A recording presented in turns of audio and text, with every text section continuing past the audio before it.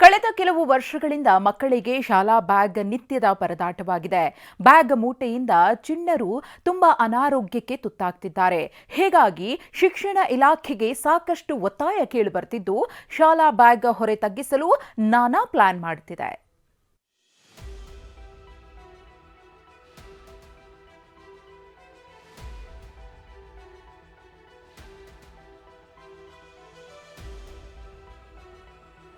ಅಯ್ಯಪ್ಪ, ಹೊತ್ತು ಹೊತ್ತು ಬೆನ್ನು ಬಾಗುತ್ತಿದೆ. ಭಾರ ಹೊರಲಾರದೆ ಮಕ್ಕಳು ಪರದಾಡ್ತಿದ್ದಾರೆ.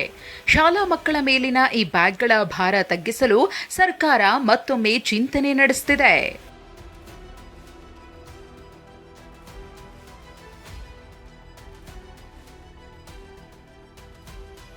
ಶಾಲಾ ಮಕ್ಕಳ ಬ್ಯಾಗ್ ಭಾರ ತಗ್ಗಿಸಲು ಚಿಂತನೆ.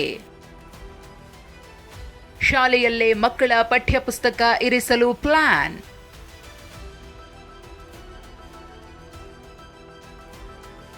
ಶಾಲಾ ಮಕ್ಕಳು ನಿತ್ಯ ಸುಮಾರು 10 ಕೆಜಿ ತೂಕದ ಬ್ಯಾಗ್ ಹೊರತಿದ್ದಾರೆ.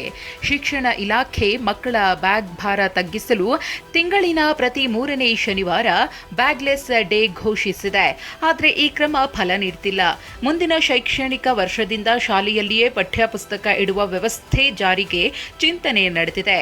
ಹೋಂವರ್ಕ್ ಪುಸ್ತಕಗಳನ್ನು ಮಾತ್ರ ಮನೆಗೆ ನೀಡುವ ಮಾದರಿ ಜಾರಿಗೆ ಪ್ಲಾನ್ ಮಾಡಿಕೊಳ್ಳಲಾಗ್ತಿದೆ. ಎಲ್ಲ ಬಿಲ್ಡಿಂಗ್ ಎಲ್ಲ ಇದಾದ್ಮೇಲೆ ಆ ಥರದ್ದು ಒಂದು ಸಜೆಷನ್ ಬಂದರೆ ಪೇರೆಂಟ್ಸು, ಟೀಚರ್ಸು, ಇಲಾಖೆಯವರೆಲ್ಲ ಅದರಲ್ಲಿ ಅರ್ಥ ಇದೆ ಅಂತ ಹೇಳಿದರೆ ನಾನು ಭಾಳ ಪ್ರೋಗ್ರೆಸಿವ್ ಆಗಿ ನನ್ನ ಥಿಂಕಿಂಗ್ ಯಾವಾಗಲೂ ಕೂಡ ಇಲಾಖೆ ಪರವಾಗಿರ್ತದೆ, ಅದನ್ನು ಅನುಗುಣವಾಗಿರ್ತದೆ, ಅದು ಮಾಡಬೇಕಂತ. ಕೆಲ ರಾಜ್ಯಗಳಲ್ಲಿ ಈಗಾಗಲೇ ಈ ಮಾದರಿ ಜಾರಿಯಲ್ಲಿದೆ.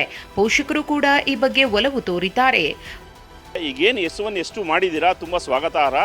ಅದ್ರ ಜೊತೆಗೆ ನಮ್ಮ ಇನ್ನೊಂದು ಮನವಿ ಏನು ಕೊಟ್ಟಿದ್ದೀವಿ, ಈಗ ಎಷ್ಟು ಅವಶ್ಯಕತೆ ಇದೆ ಅಷ್ಟು ಬುಕ್ಸ್ ಮಾತ್ರ ಮನೆಗೆ ತರೋದು, ಮಿಕ್ಕಿದ ಬುಕ್ಗಳನ್ನು ಶಾಲೆಯಲ್ಲೇ ಒಂದು ಕಬೋರ್ಡ್ ಥರ ಮಾಡಿ ಆ ಮಗುಗೊಂದು ಕೊಟ್ಟು ಅಲ್ಲಿ ಅದನ್ನು ಸ್ಟೋರ್ ಮಾಡಿ ಅವಶ್ಯಕತೆ ಇದ್ದಾಗ ಅದನ್ನು ಯೂಸ್ ಮಾಡೋಂಥ ಒಂದು ಫೆಸಿಲಿಟಿನ ದಯವಿಟ್ಟು ನೀವು ಮಾಡಿಕೊಡಿ ಅಂತ.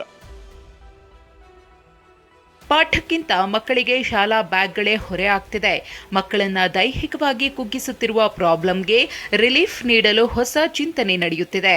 ಇದು ಎಷ್ಟರ ಮಟ್ಟಿಗೆ ಜಾರಿಯಾಗುತ್ತೆ ನೋಡಬೇಕಿದೆ. ವಿನಯ್ ಕುಮಾರ್ ಕಾಶ್ಯಪ್ಪನವರ್, TV9 ಬೆಂಗಳೂರು.